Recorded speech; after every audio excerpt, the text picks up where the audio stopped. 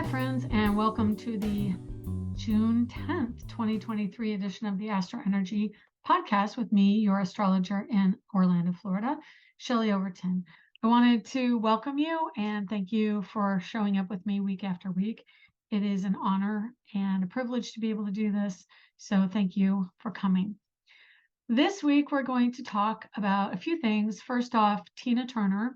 I am going to get to that chart today out of the gate. And I'm also going to talk about the upcoming astrological events, namely Pluto going back into Capricorn, Venus entering Gemini, and we're going to touch a little bit on Saturn retrograding too, if we have time. Okay, so you probably noticed my hair is a different color. If you're not watching this podcast, you can go over to my YouTube channel, which is Artful Shelley. If you type in Artful, ARTFUL, Shelley on YouTube, it'll come up. And you can also enter Astro Energy Astrology. That should also bring you to the YouTube channel. Anyway, you can see it there if you're listening on audio and not video. But I just wanted to change things up. Okay, so let's get into Tina. Tina Turner, she is, as we know, an icon in the music industry. She's been around for a very long time musically. I think she started her career in the 50s. Let me see. Yeah, she started her musical career around 1959, I believe, from my research. So Tina had an 11-degree Scorpio rising. I've got her down for 5 a.m. Brownsville, Tennessee. Honestly, I think that was just gotten from Dienst, which is a really great astrological celebrity archive of the information. So anyway, we're going to just work with this one because that's what I found.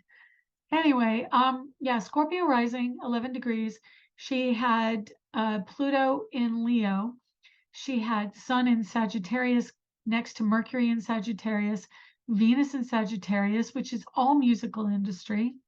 She had Mars at 4 degrees Pisces and Aquarius Juno, which I find really interesting because she married a man from Switzerland, or I don't know if he was Swiss, but he was a man who lived in Switzerland and where she met him. And Aquarius is eccentric or alternative types of people. So that fell in her house of marriage. So there was definitely something unusual. He was also a lot younger than her. I think he was in his 50s when they finally married. He was in his 40s when they started seeing each other. And I think she was in her 70s. So there was quite an age gap with the two of them. She had Saturn in Aries and Vesta in Aries, South Node in Aries, a moon at 27 degrees Taurus, and Uranus at 19 Taurus retrograde. She had part of fortune right near her Uranus, which also Uranus rules Aquarius and can mean there is some fortune gathered from an unusual partnership, and a great deal of money, which is Taurus, comes through a partnership. And I'm not really sure if she had a lot of partnerships other than Ike Turner, but of course she got her start with Ike Turner, so that was a major partnership in her life. And Taurus is the sign of music and musical ability.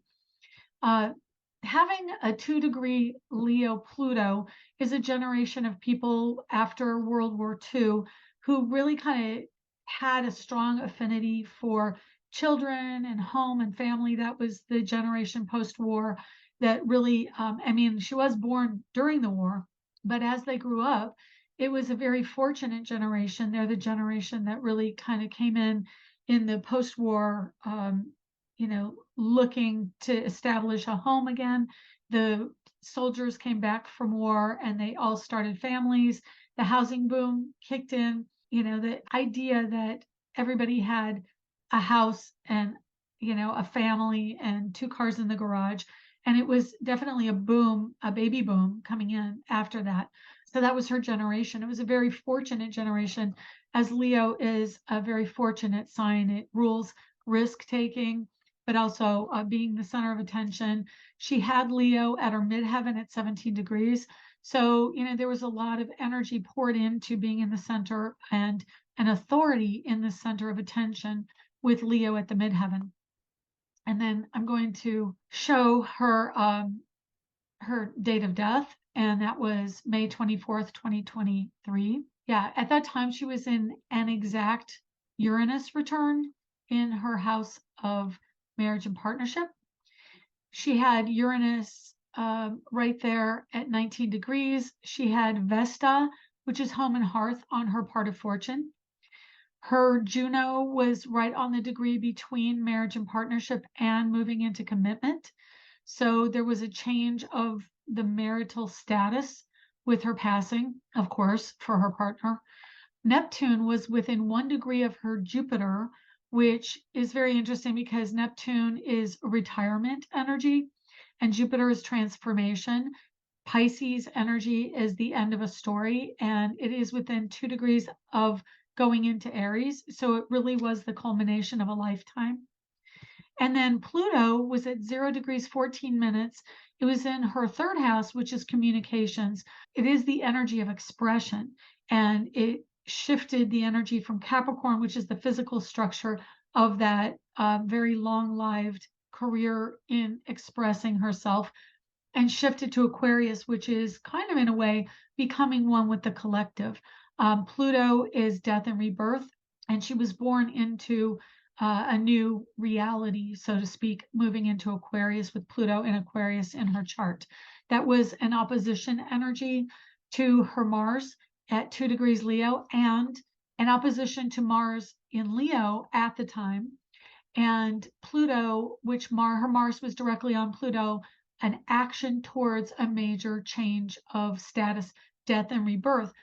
And she was also in a Pallas Athena return, or recently had been in Pallas Athena return, which also harkens to that, the energy of marital connection. And so there was also a marriage shift with that Pallas Athena Pluto energy in her chart, and Mars, Pallas Athena, taking action towards something. Moon was at 27 degrees Cancer on that day, and she had Venus within 2 degrees of her Chiron at 19 degrees Cancer. So her chart, to me, on the day of her death, really shows a culmination of a storyline of a life well lived.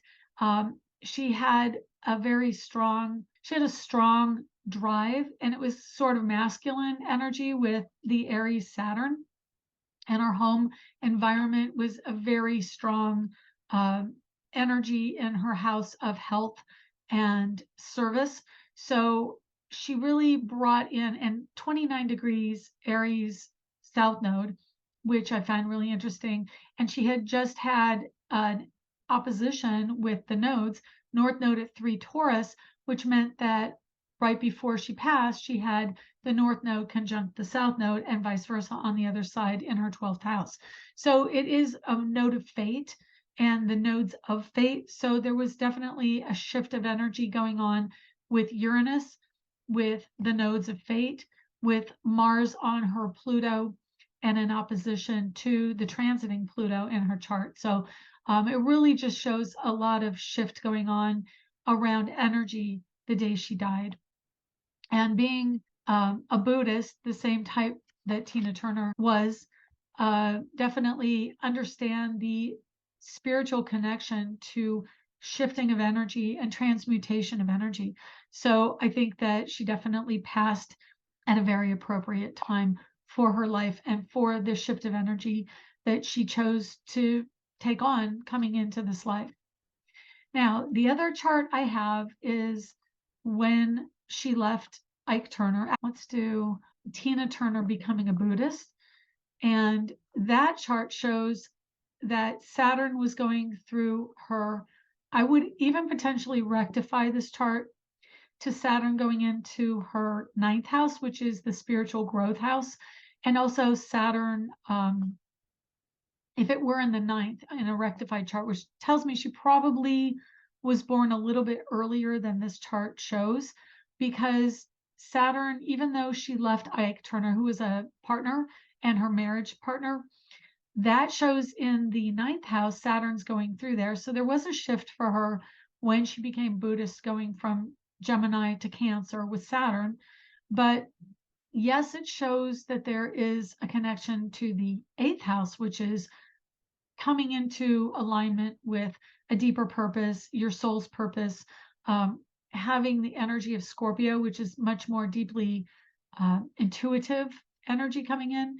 I really think that the shift probably was more likely coming in the ninth house with a spiritual awakening.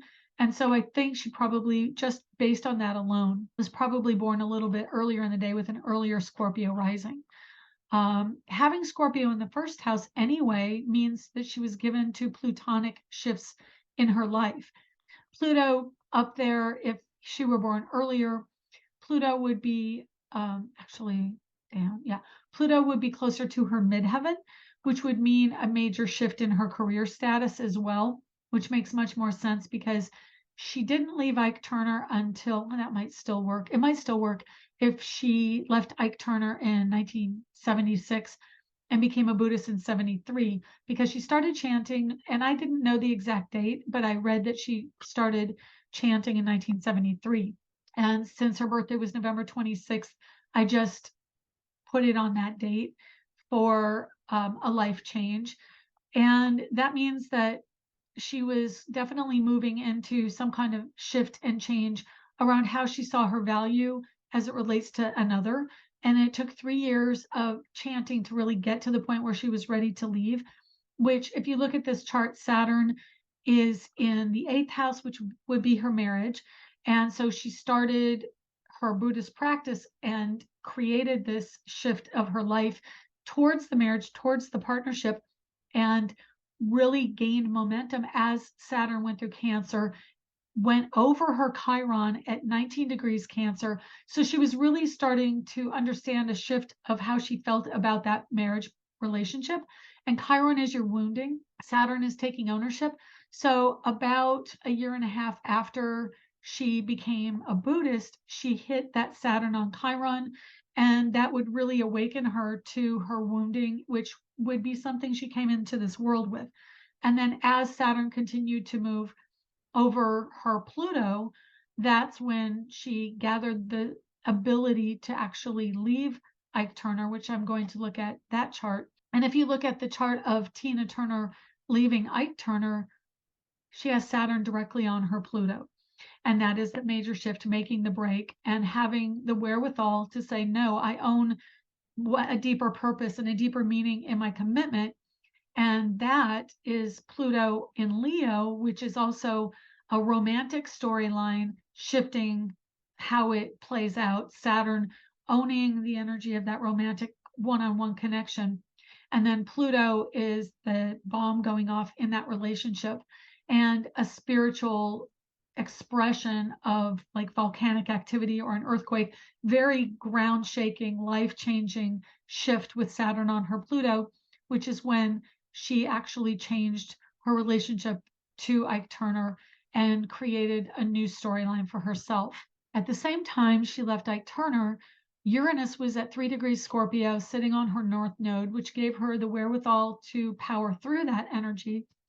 And then in her house of marriage, she had Jupiter within 3 degrees of her natal Uranus. So transformative energy also in the marriage, and also approaching her natal moon in Taurus at 27 degrees.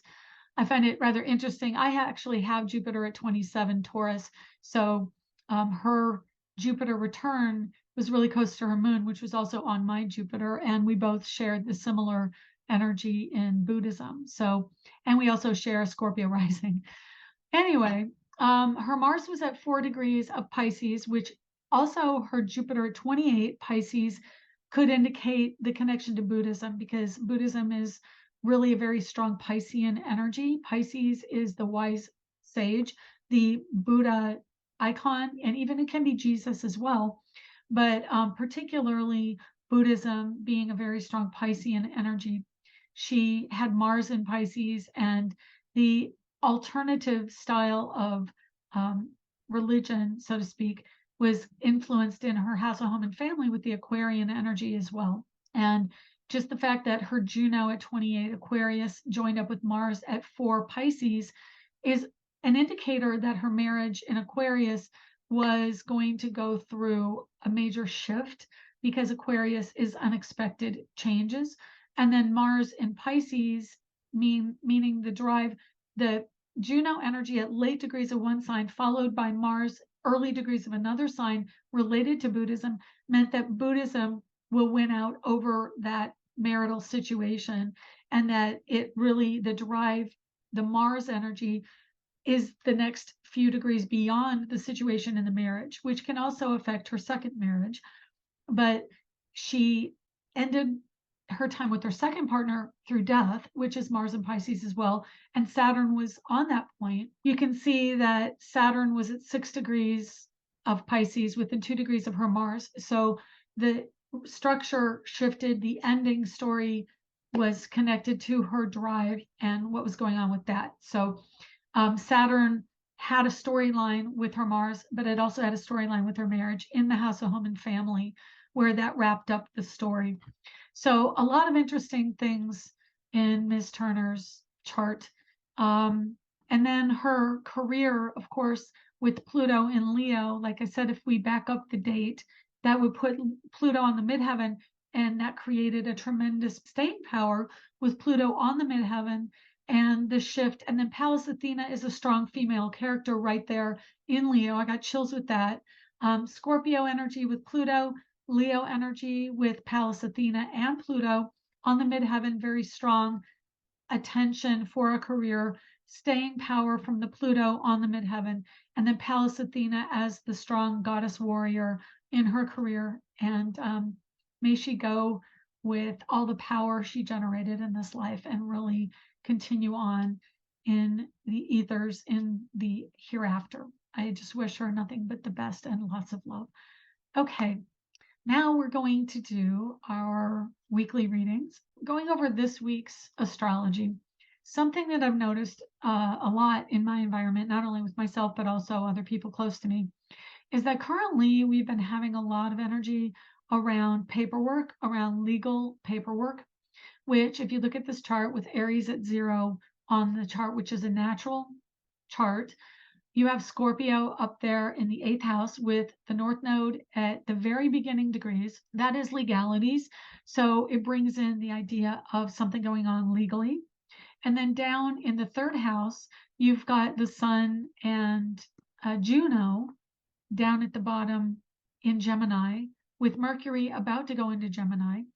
And so that also brings in paperwork and energy put into documents, into legal documents, into administrative documents. So filling out applications, getting in paperwork that proves that you are able to live in a state or have a driver's license or passport or anything like that. Lots of energy going into that, renewing leases, just a lot of that kind of paperwork. And Mercury in Gemini is going to continue to bring in that kind of energy for us for the month.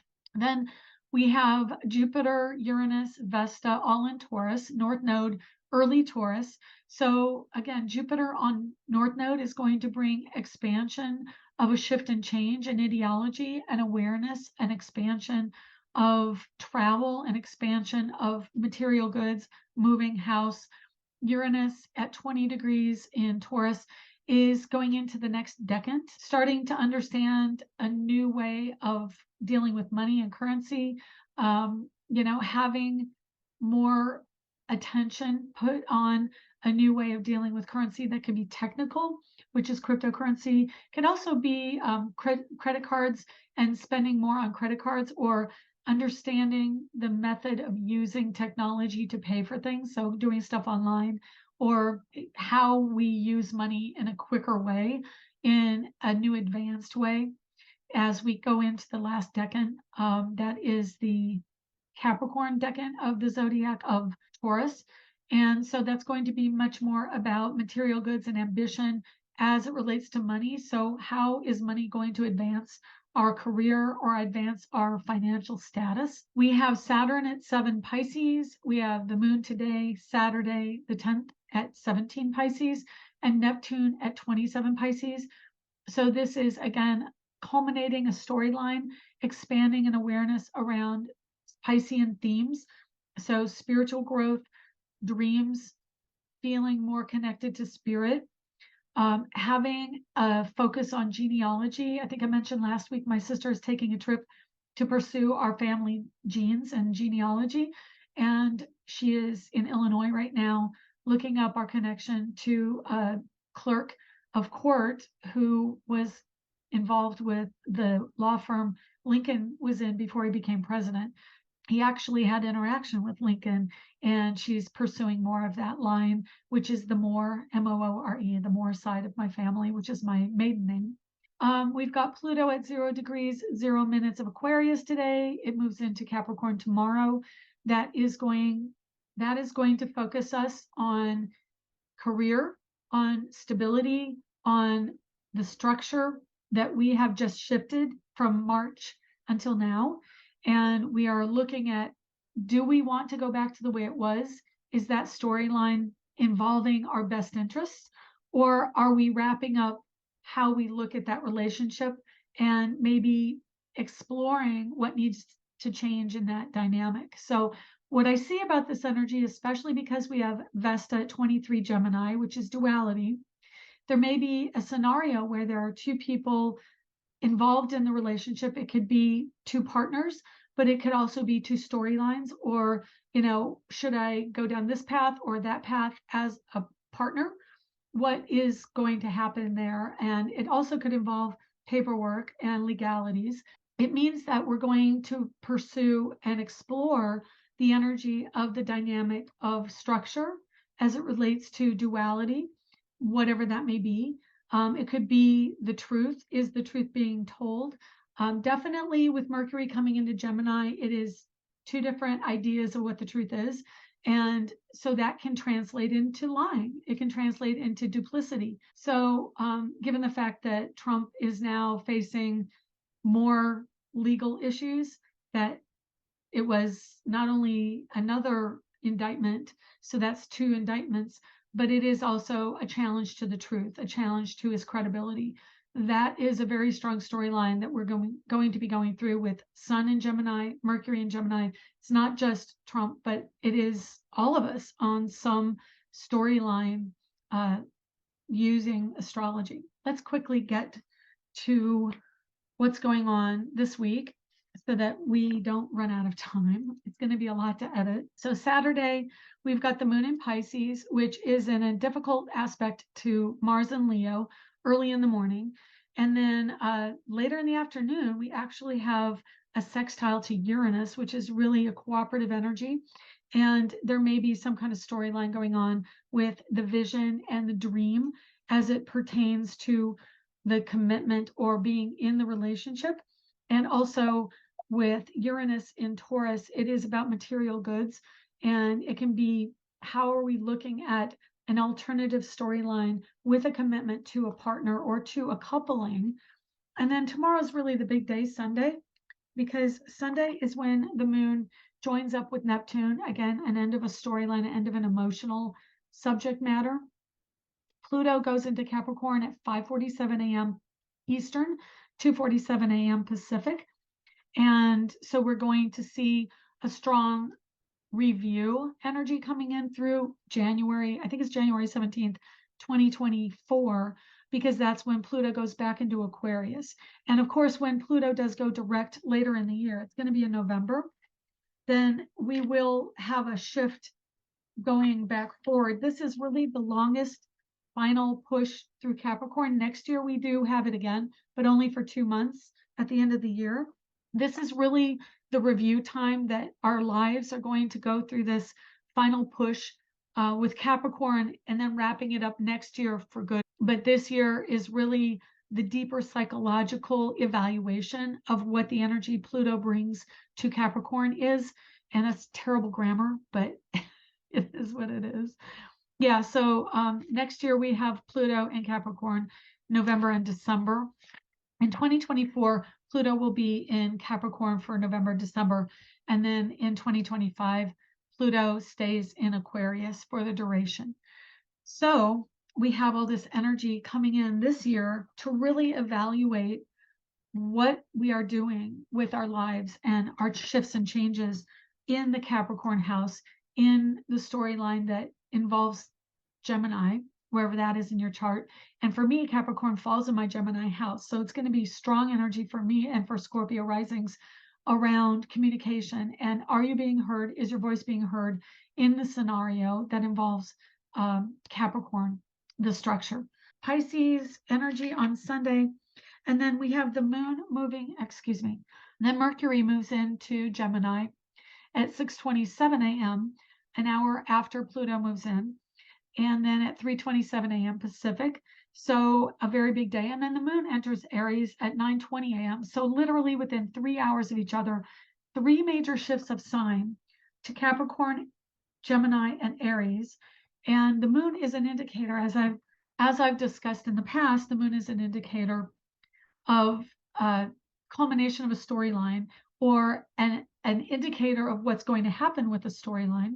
So the moon moving into Aries means there are new beginnings, new storylines, youthful energy, something bursts forth to give us a new fiery push towards a storyline. And in this case, moon moving into Aries in this chart, indicated right here, is going to be a new beginning around home and family.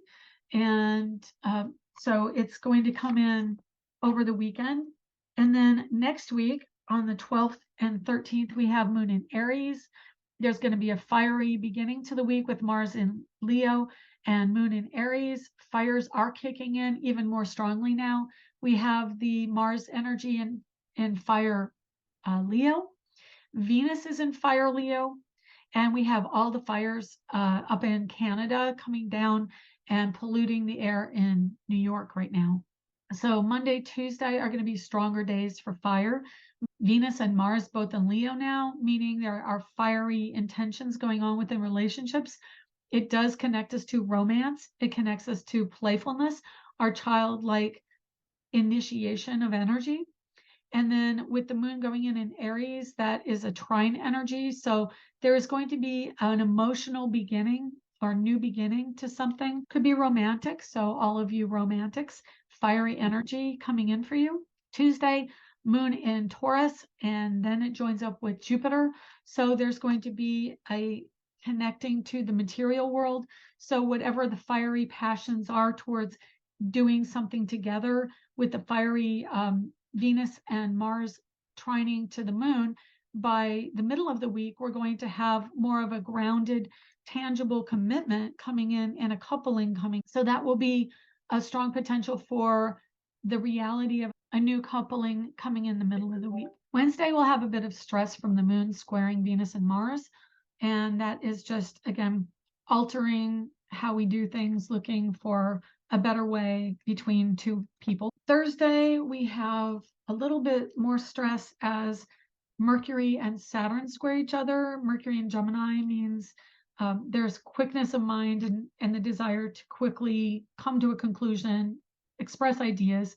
But Saturn wants us to dig in and be a little bit more sensitive and emotional and thoughtful about where we're at emotionally. So it doesn't really get along very well. And then the moon enters Gemini at 9:46 p.m. Eastern. And so Friday is moon in Gemini, which squares Saturn also. And this week, especially, is going to be a Mercury Pisces, Gemini Pisces kind of stressy energy. That's where we're going to be focusing our energy in Gemini season. And then Saturn, of course, now retrograding at the end of the week in on the technically retrogrades on the 17th, Saturday, a week from today.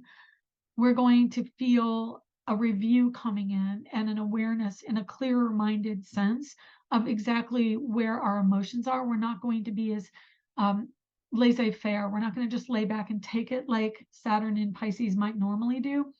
Retrograde means we're going to be very clear-minded. We're going to see the true nature of what's going on so that we're not as gullible. Pisces can be really a go along kind of personality, and they're not going to be going along as much when Saturn retrogrades in Pisces. And then come Saturday next week, it's going to be a big, big day with the Saturn retrograde, and then Moon joins up with Sun in Gemini and then squares Neptune on Saturday the 17th. Saturn retrograde is going to give us, like I said, that clarity of the situation where we're not as willing to just accept everything at face value, which Pisces very much is a go-along person, but also a very loving, agape love type focused person. Saturn retrograde shows us that maybe not everybody has our best interest at heart, and we will be much more aware of that energy as we go along in the next couple months. Yeah, Neptune retrogrades in late August, and that will also kind of wake us up to a truthfulness and a pragmatism that Neptune isn't normally in the forward motion really focusing on. It's much more the idealist and the visionary. So as Saturn in Pisces, Saturn does create structures out of that vision, which is really good for artists, good for filmmakers. But retrograde means now we have to look at what the difficulties will be with that particular agenda or issue with Pisces. So if you're a Pisces, you're going to be a little less accepting and a little bit more practical, which is more Virgo-esque, the opposite sign to Pisces. Virgos will be probably more comfortable with Saturn retrograde in Pisces. Probably the pragmatism of Saturn retrograde in Pisces resonates more, but it is still going to affect a deeper emotional storyline. And so just be aware that if you've been letting your diet go, Saturn retrograde will shake you out of that and say, hey, no, you can't do that. It will wake you up to a lot of things that were just let go. Anyway, it can come in any number of areas. What comes to mind is my daughter's dog, who is not very old. He's like 10 months old, just got neutered a couple weeks ago, and still has very bad behaviors and habits. He doesn't listen, but he goes on the couch. He is a bit of a nuisance right now. So that's probably going to shift and change as Saturn goes retrograde. But yeah, and then Gemini energy is small pets. So there will be kind of a transitionary time with that energy coming in with Saturn square Mercury. We're going to be a little bit more aware of the benefits of discipline with Saturn. Okay, that's the podcast for the week. Thank you so much for joining me. And I really appreciate all of the listens, all of the comments, like, subscribe, share. And we'll see you next week. Take care. Have a great week. Bye.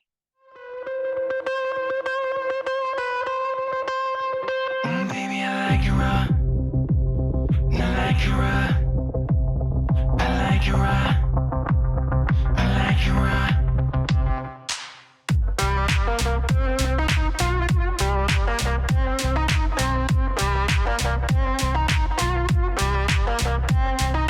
Shimmy, shimmy, yes, shimmy, in, shimmy, yeah. Give me the mic so I can take it away. Off on a natural charge, boom, barrage. Yeah, from the home of the Dodger, Brooklyn squad. 10 killer bees on the swarm. Rain on your dollar ass disco dome. You didn't even touch my skill. Gotta have one killer bee and he ain't gonna kill him. Shut that down, pass it all around. Lyrics get out of quick cement to the ground. Any MC in any 52 states, I get psycho killer. Norman Bates, I produce a slam. I was like, bam, jump on stage, I did that. Emotional or Hi, this is Shelley. Thank you for joining us this week. To contact me for a private reading, go to angeliczodiac.com under the Readings tab. To purchase my ebook, Learn Astrology, you can find it at angeliczodiac.com. Background music was provided by Kevin MacLeod at incompetech.com. Be sure to check back next week and subscribe through iTunes at Astro Energy Astrology Show.